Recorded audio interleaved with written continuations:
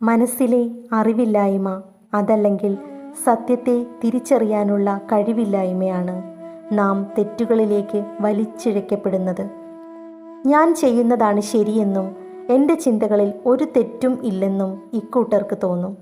അതിന് അവരെ കുറ്റപ്പെടുത്തിയിട്ട് കാര്യമില്ല. കാരണം അവരുടെ മനസ്സിലെ അജ്ഞത അല്ലെങ്കിൽ അവരെ ബാധിച്ചതായ തിന്മ നിറഞ്ഞ അന്ധകാരമാണ് ഇതിന് കാരണം. തിന്മകൾ നിറഞ്ഞതായ ഈ അന്ധകാരം മാറ്റാൻ ഈശ്വരനോട് ചേർന്ന് നിൽക്കുന്ന സംഗതികൾക്കൊക്കെ സാധ്യമാകൂ.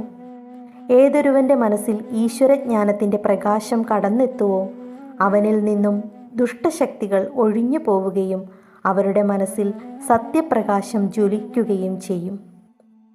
ഏവർക്കും ശുഭദിനം. കൃഷ്ണ ഗുരുവായൂരപ്പ ശരണം.